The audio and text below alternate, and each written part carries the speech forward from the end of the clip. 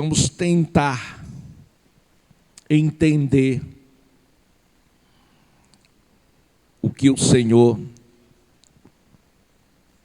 quis ensinar, visto que ele já estava voltando, já havia voltado para o céu. Glória a Deus, entre aspas, porque depois da morte veio a ressurreição, e antes de ser assunto aos céus, ele apareceu por 40 dias em lugares diferentes. Ele disse: estes sinais hão de acompanhar aqueles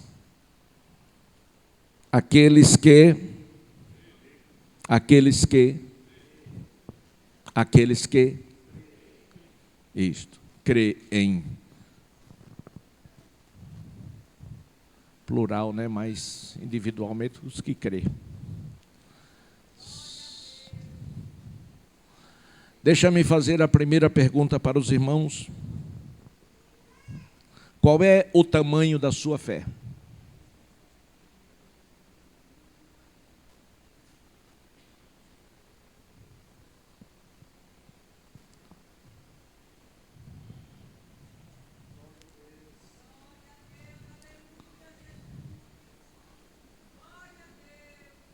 Não é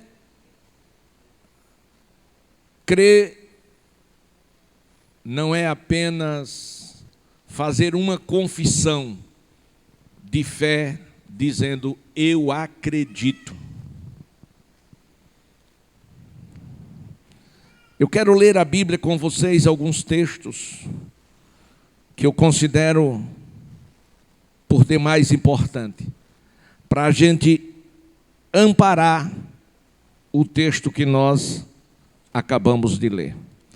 Primeiro vamos ver a motivação do Senhor falar dos sinais que acompanham aqueles que crescem. Glória a Deus. Quais eram ou quais foram as motivações para que o Senhor Jesus dissesse que os sinais seguiriam a estes que realmente acreditasse em tudo quanto ele havia feito e ensinado. Quando você observa essas palavras do Senhor Jesus, do capítulo 17, ele dizendo que os sinais acompanhariam, ele deu uma ordem. E a ordem era uma prova de que eles estavam verdadeiramente acreditando no que Jesus estava dizendo. Como isso funciona hoje? A praticidade das boas novas. Como funciona isso? Crer é acreditar. A forma simplificada de fé é acreditar. E quem acredita entra em ação, ou seja, age. Quando a gente fala que crê e não age, não é verdade o que nós estamos professando. O conceito bíblico, teológico, é verdadeiro, é real, e nós sabemos o quanto nós precisamos nos encaixar nele. Vamos ver Hebreus capítulo 11. Me ajude, por favor. Hebreus capítulo 11, carta aos Hebreus, capítulo 11, que fala exatamente sobre o crer, sobre a fé. Vamos lá. A igreja, eu quero toda a igreja participando, tá certo? o que é que está escrito aí em Hebreus capítulo 11 e o versículo 1.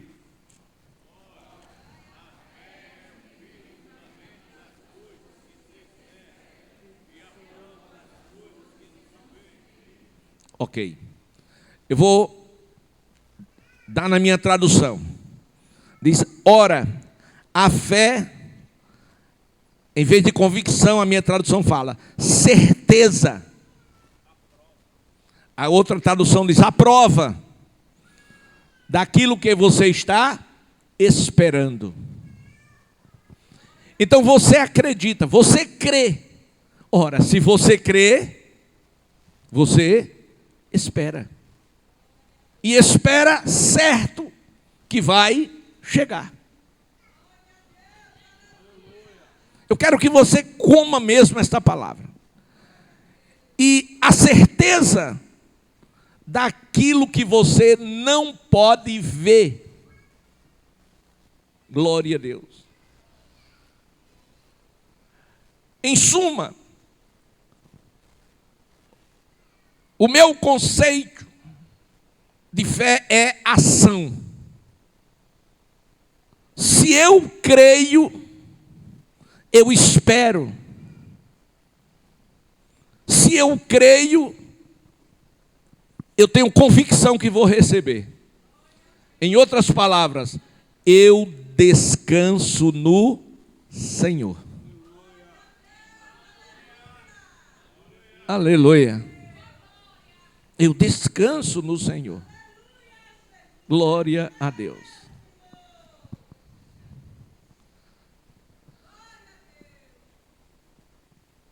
O contrário disso está no versículo 6 do mesmo capítulo. Capítulo 6, Hebreus 11, 6. Que fala daqueles que não acreditam, daqueles que não têm fé, daqueles que não creem. Ele diz, e sem fé, e sem crença, e sem acreditar no que Deus está falando, é impossível agradar a... É impossível você agradar a Deus. De forma mais agressiva, é você chamar Deus de mentiroso. Aleluia. Considerando promessas. É por isso que eu tenho cuidado quando nós tratamos com os crentes decepcionados com Deus. Que Deus falou, que Deus disse, e não aconteceu.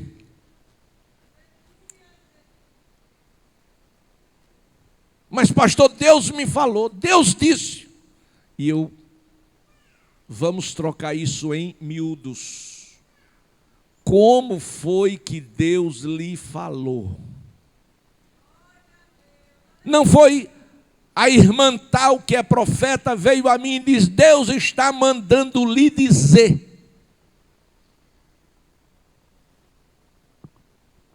Daí a responsabilidade muito grande de quem fala no nome do Senhor. Porque se está dizendo que foi o Senhor que disse, sem Deus ter dito, você está usando o nome de Deus em vão. É pecado. E Deus julgará você por este pecado. Por quê? Porque você pode estar desvirtuando uma pessoa e levando esta pessoa a não acreditar mais na palavra de Deus. Que não é esse o meu assunto. Mas é uma forma só de você ser esclarecido. Então, sem fé é impossível agradar a Deus, porque é necessário, é preciso que quem se aproxima de Deus creia que Ele é real. Quando diz que Ele existe, Ele está querendo dizer que Ele é real em nossa vida hoje. Eu tenho que acreditar que o Senhor está aqui.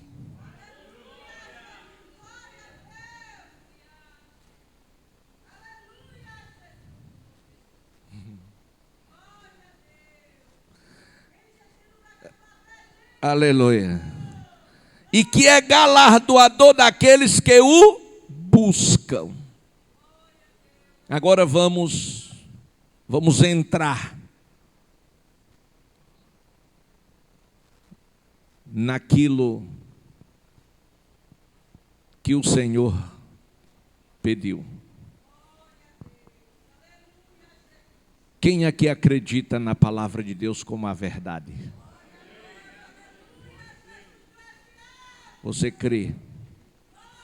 Amém. Agora, será que cremos mesmo nela como ela é? Número 1. Número 2, em quais circunstâncias nós cremos e em quais nós deixamos de crer?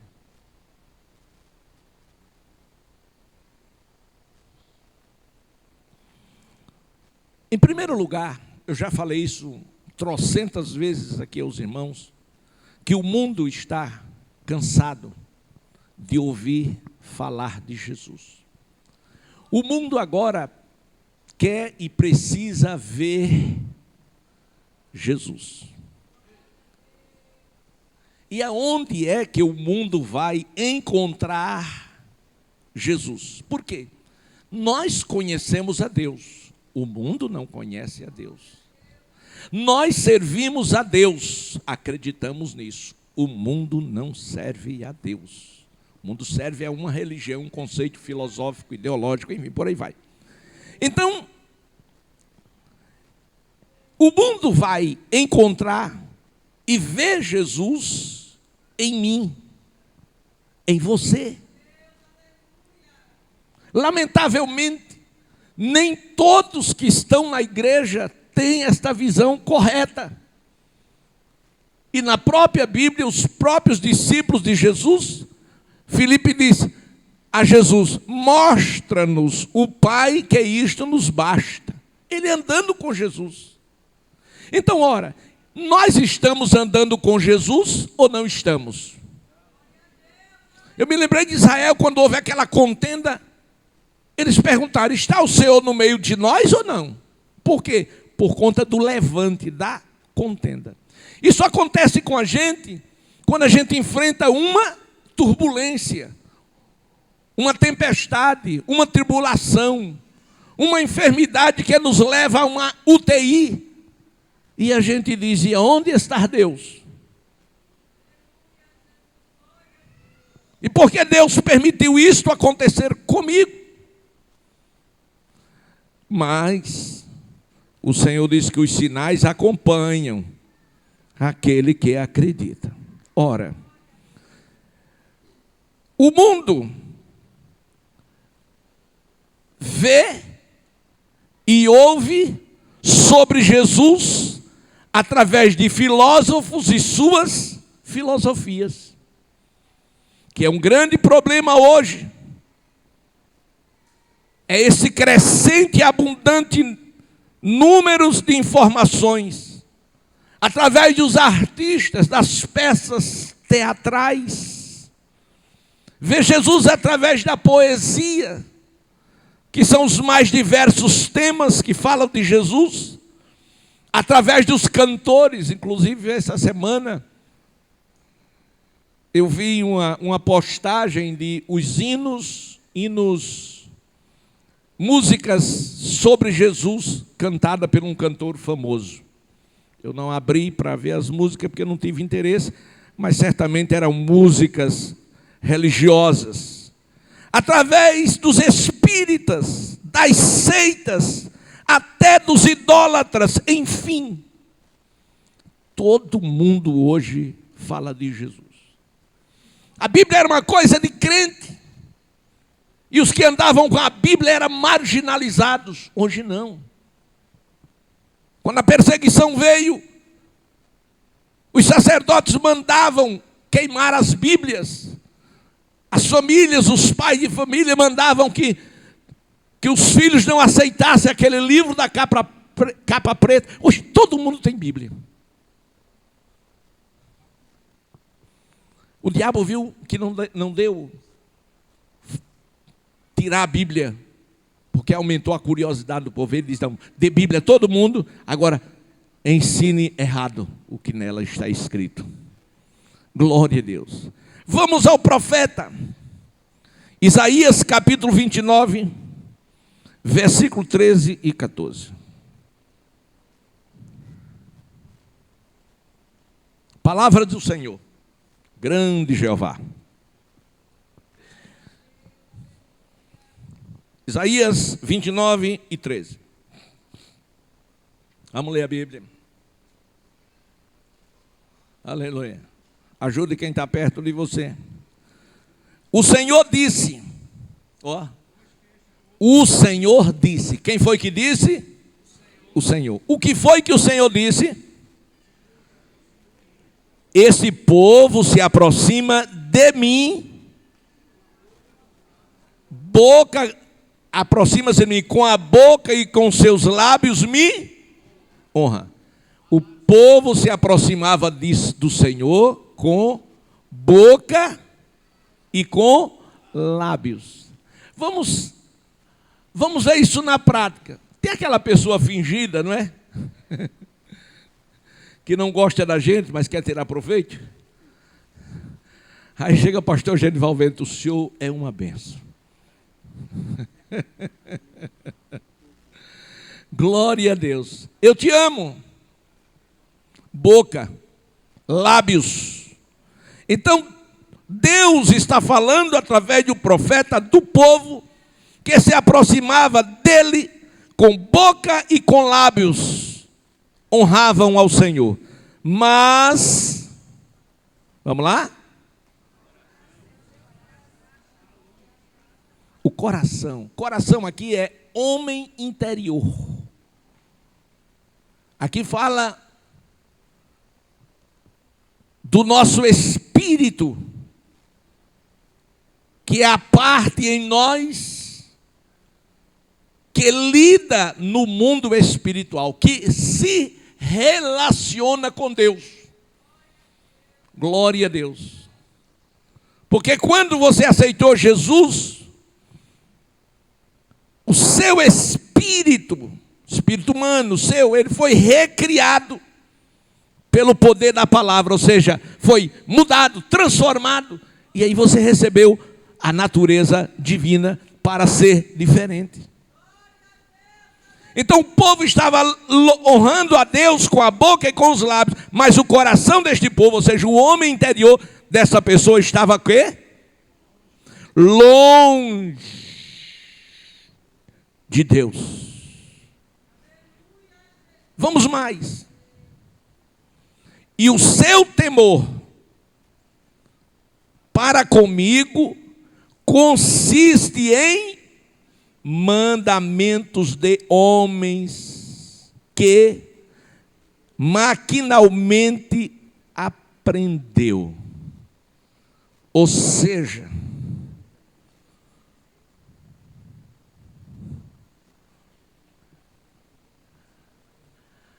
as pessoas que não temem a Deus, temem ao homem. Como é isto, pastor? Por exemplo, você não tem medo de fazer as coisas erradas quando ninguém está vendo. Aí você faz. Você vai para o Face, você vai para a internet, você vai para as redes sociais. E ali você vê coisas terríveis que você sabe que não pode ver. Mas ninguém está vendo, está tudo certo. O que é isso?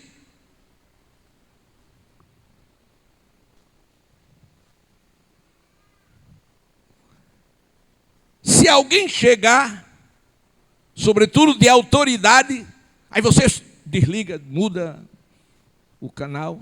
Pastor chegou, meu Deus do céu. Mudou a conversa. Mas por que o pastor chegou, você mudou a conversa? E Deus não estava lá? Estava ou não estava? Mas você não tinha consciência disso. Se você tivesse, não fazia o que está fazendo. Aí é o que o profeta está revelando.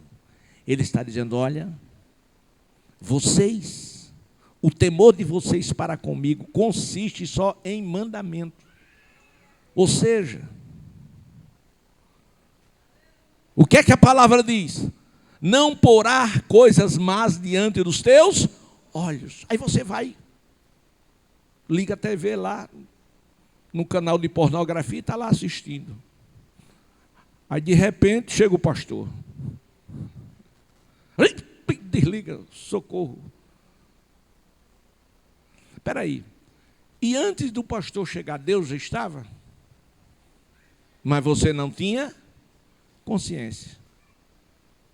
Mente cauterizada ou falta de temor do Senhor.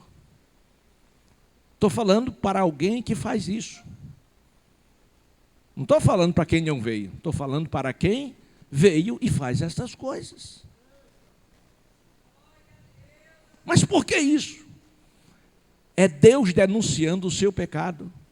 Não para lhe expor ao ridículo, mas para que você ressuscite dentre os mortos. Para que você volte a falar línguas. Para que você volte aos cânticos espirituais e o prazer da presença de Deus. É isso que Deus quer que você saiba. Glória a Deus. O pastor estava ministrando cura.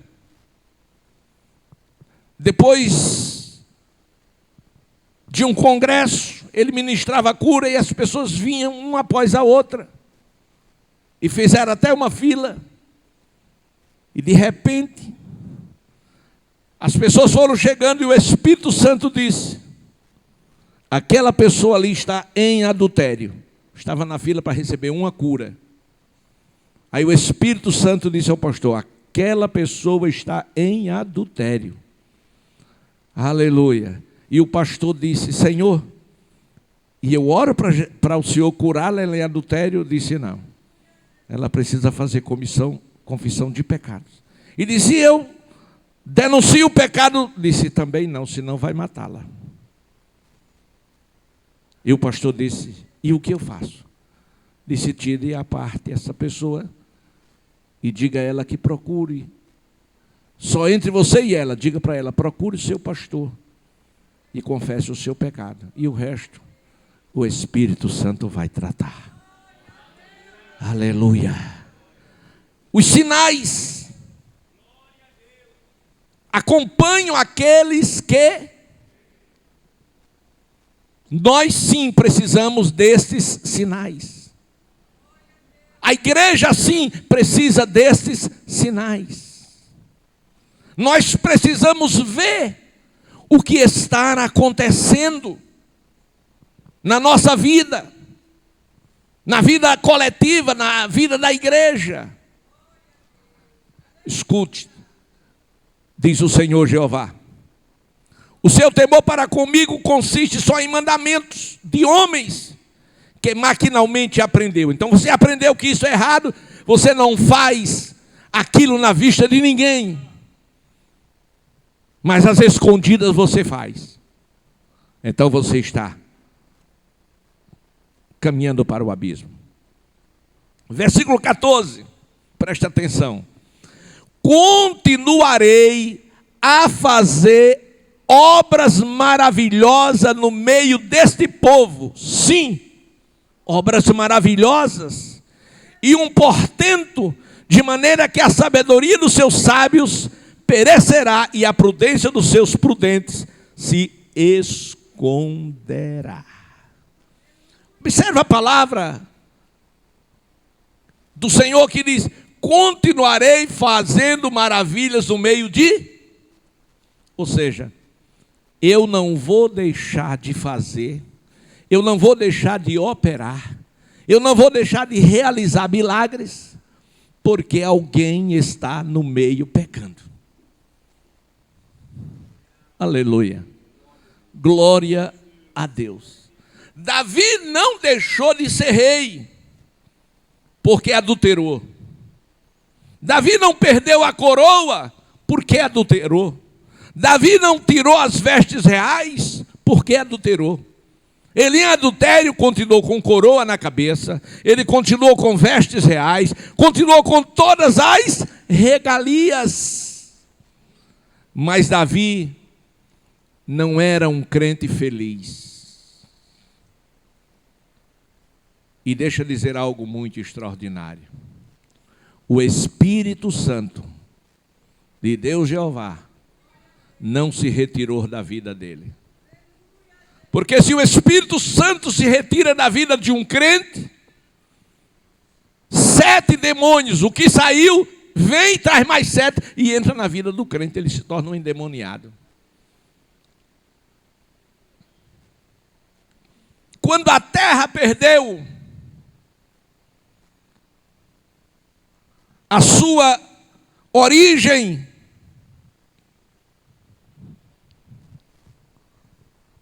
a glória dela se foi, mas ela não, ela permaneceu. E Deus sobre ela movia o Espírito Santo com o propósito de restaurá-la. Era o sinal da presença de Deus. E como o tempo passou e Davi não se deu conta do seu pecado, aí Deus levanta Natã, porque Deus é amor, mas é justiça também. Então Deus não iria condenar ou rejeitar a Davi como rejeitou a Saul por causa do seu pecado. Deus sempre dá uma segunda chance. Diga segunda chance. Você precisa dessa segunda chance. Aí Natã veio, fez uma exposição em parábola, e quem deu a sentença? O próprio Davi. Se uma pessoa que faz uma coisa dessa, merece morrer. Aí o profeta disse: ok, esse homem é você. E foi aí que ele compôs o Salmo 51. E pediu que Deus tivesse misericórdia dele, não retirasse dele o Espírito Santo, porque ainda estava. Glória a Deus. E pediu, eu acho isso lindo, quando Davi disse: devolve-me, Senhor, a alegria da tua salvação. Eu sou crente, eu sou rei, a unção tua está sobre mim, mas eu não tenho prazer na vida cristã. Pense você isso, você crente, você na igreja, aleluia, você comprado pelo sangue de Jesus, mas você não tem prazer na alegria da tua salvação. Por quê? Pela ausência de Deus no seu homem interior. Oh, aleluia. Glória a Deus. Então Isaías profetiza da parte de Deus. Jesus lá em Mateus capítulo 15, 7 e 8, ele diz: hipócritas com os fariseus, bem profetizou Isaías a vosso respeito, dizendo: este povo honra-me com os lábios, mas o seu coração, porém, está longe de mim. Glória a Deus. Marcos 7 e 7, o Senhor diz: em vão, porém, me adoram, ensinando doutrinas que são preceitos de homem.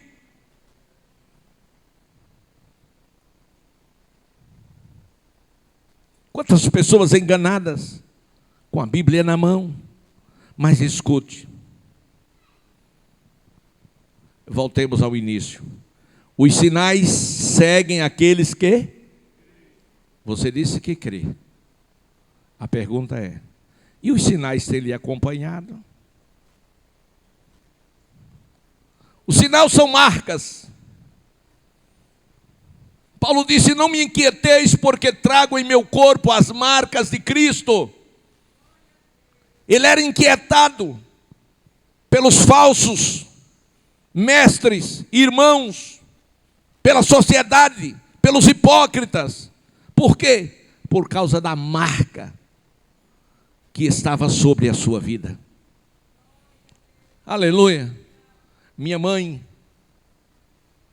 dizia umas loucuras, e eu dizia para ela, eu a repreendia depois de crente. Aleluia. Ela dizia: meu filho, Céu e inferno é tudo aqui mesmo. Céu e inferno é tudo aqui mesmo. Isso tudo que você está dizendo, isso é tudo bobagem, isso é tudo mentira. Negócio de religião, isso não existe. Diz, olha meu filho, a regra da vida é bem com Deus, bem com Satanás.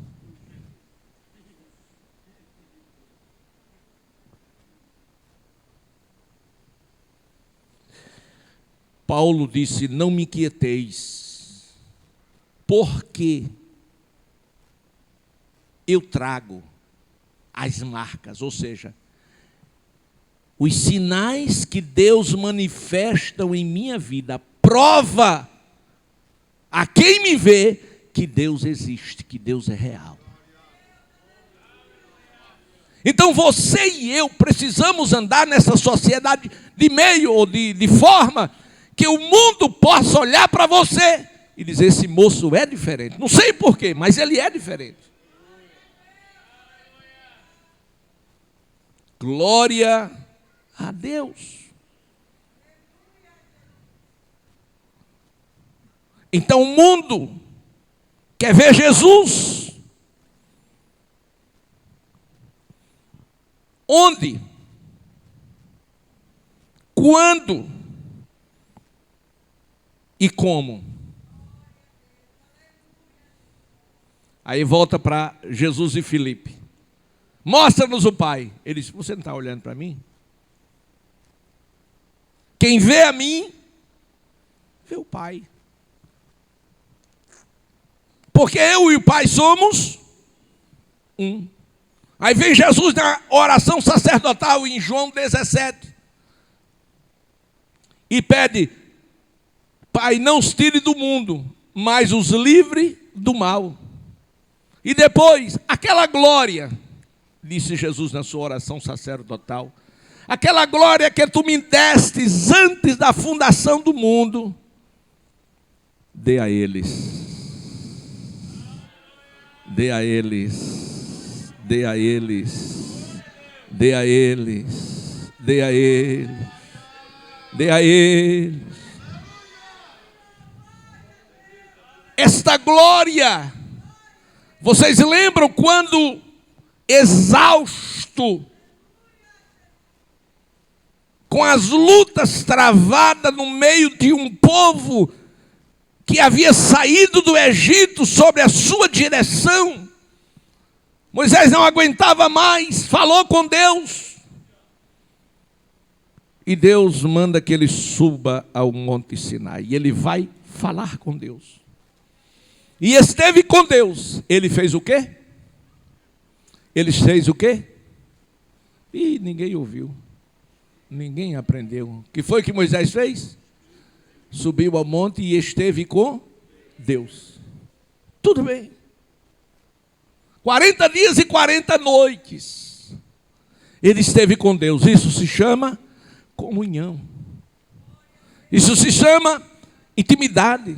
Isso se chama relacionamento. Pergunta quem está perto de você. Você já esteve com Deus?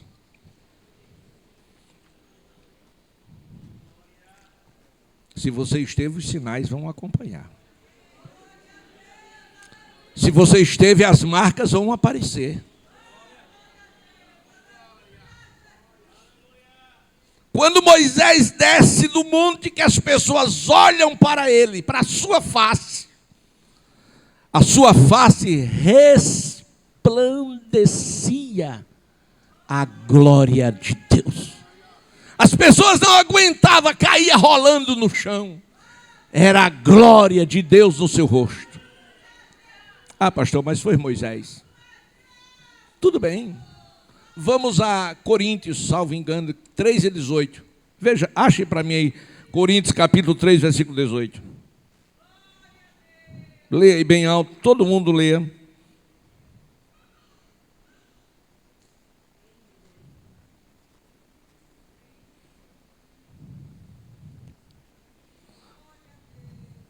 Primeiro Coríntios.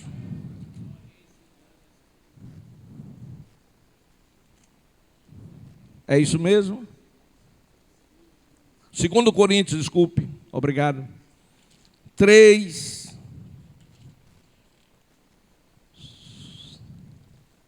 Segundo Coríntios. É porque eu estou com a Bíblia nova e tenho uma certa dificuldade. Achei. Todos nós, eu e você, está aqui.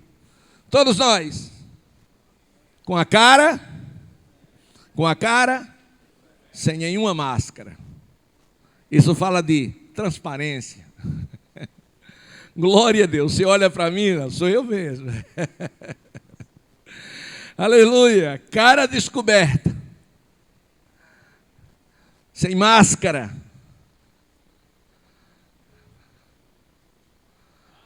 Glória a Deus.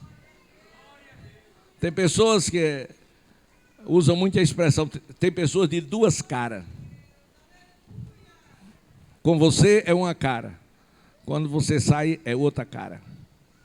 Todos nós com cara descoberta.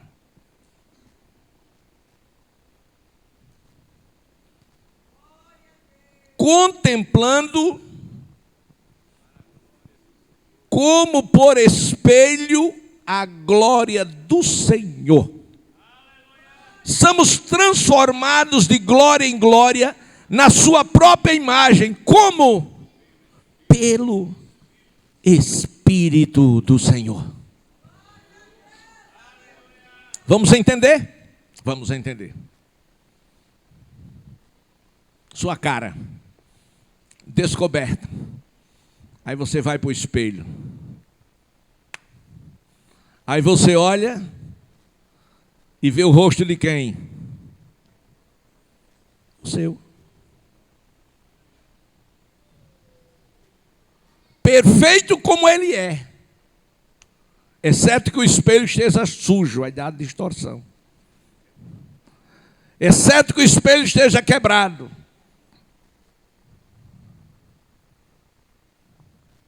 Exceto que o espelho seja aquele espelho que diferente, que muda a imagem, né? Então você, quando chegar no espelho, o espelho vai mostrar a verdade sobre você. Então você, quando chegar no espelho e olhar para o seu rosto, você tem que ver no seu rosto a glória de Cristo. Você tem que olhar para o espelho e dizer: obrigado, Senhor. E ver Jesus na sua vida. Você não pode chegar no espelho e ver a cara de um pecador. Quantas vezes eu acordava, chegava no espelho, quando eu olhava, a cara lavada de cachaça. Vou tomar um café sem açúcar. O negócio está feio aqui. Cara deformada. Porque o pecado deforma. Mas a presença de Deus glorifica, exalta, enobrece. Todos nós repetindo, todos nós refletindo como espelho, manifestamos a glória do Senhor. E por esta glória somos transformados de glória em glória na sua própria imagem, como pelo Espírito do Senhor. Por isso Jesus diz: vocês são a luz do mundo. Aleluia. Escute. Paulo disse: trago em meu corpo as marcas.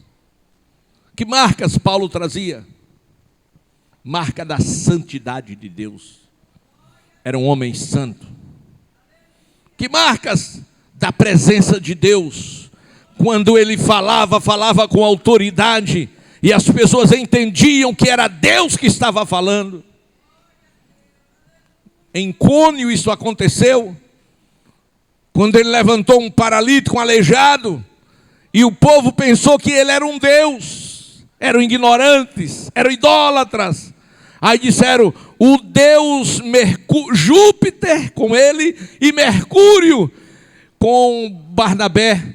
Disse: os deuses desceu até nós. Por quê? Porque eram homens de autoridade espiritual. Escuta, irmãos, escuta, igreja, nós recebemos de Deus autoridade espiritual para curar enfermos, expulsar demônios. Esses sinais têm que sim que estar presente na sua vida. E o mundo precisa ver isso. Aleluia.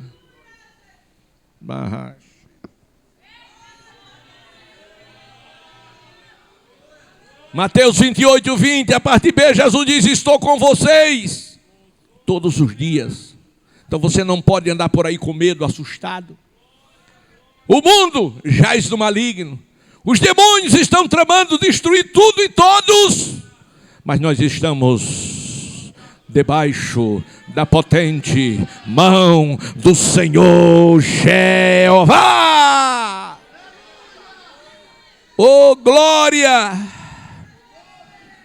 O Senhor disse: aonde estiver dois ou três reunidos no meu nome, eu estarei ali no meio de vós. Eu sou privilegiado pelos muitos milagres que eu vivi e que eu experimentei. E não foi apenas na igreja, em casa, na casa dos irmãos. Porque tudo quanto era tempo que nós encontrávamos, nós nos reuníamos. Era um grupo de 5 a 6 irmãos. E a gente se reunia. E se reunia para quê? Para falar de milagres, para falar de Jesus, para falar das coisas que Deus estava fazendo. E a presença de Deus se manifestava. A gente nunca ia para a casa de um irmão, nunca se reunia para falar mal da vida de ninguém.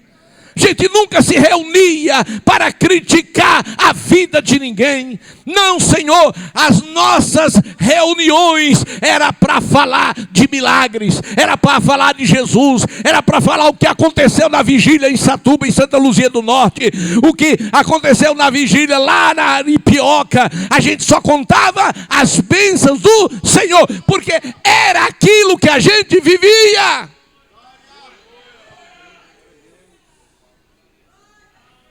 E hoje, parece que ninguém tem mais bênção para contar. Não tem. Você viu? O quê? A sandália da irmã? E o vestido? Só tem aquele. Oh, triste. Se você viu que ela só tem aquele, compre mais 2 ou 3 e dê de presente para ela. E aí você vai ter uma bênção para contar.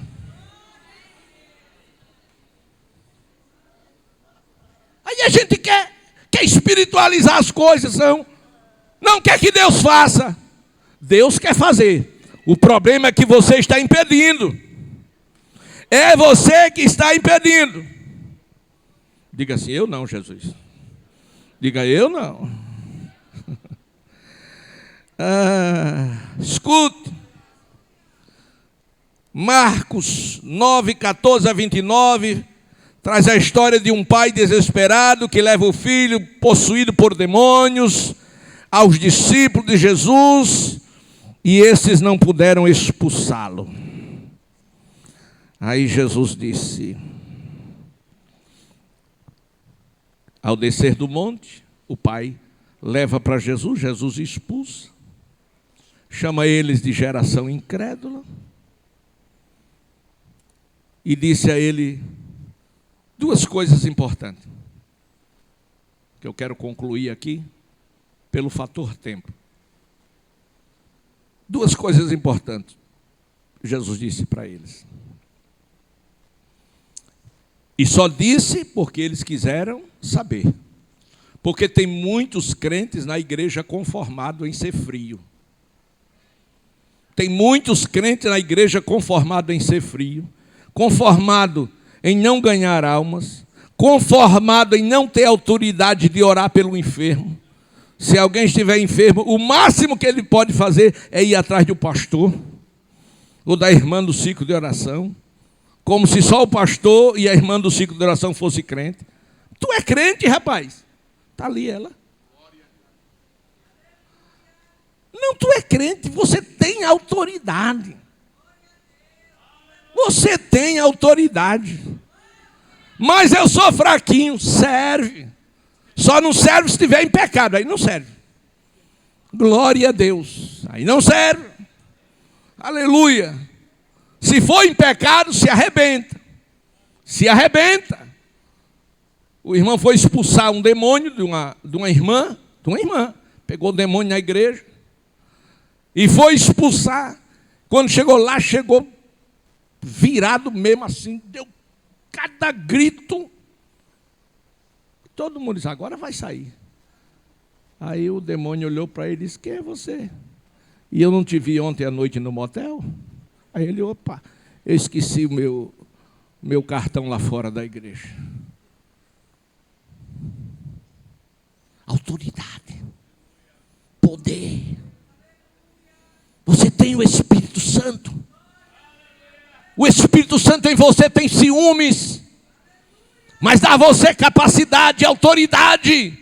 Não se conforme em ser crente vazio da presença de Deus. Não se conforme em ser crente frio. Não se conforme em não ser batizado com o Espírito Santo e com fogo. Não se conforme de ser batizado com o Espírito Santo e com fogo e não falar mistério com Deus. Jesus está às portas. Berra. Xandamacaramas.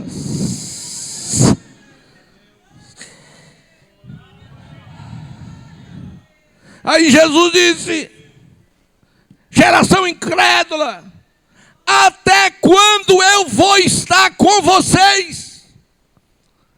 Em outras palavras, eu vou deixar vocês fisicamente. E vocês só acreditam se você vê eu fazer e você não vai fazer, não. Por que vocês estão esperando que eu venha fazer? Porque vocês não fizeram. Aí eles disseram, mas por que nós não podemos?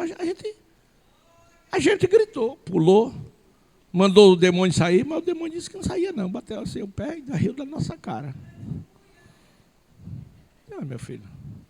O problema de vocês é incredulidade.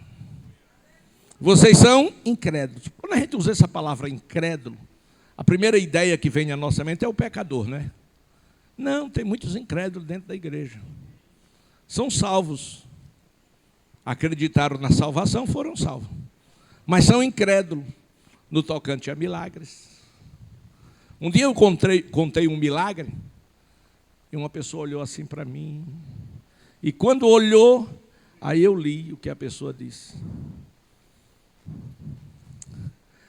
Não acreditou. Aleluia. Irmãos,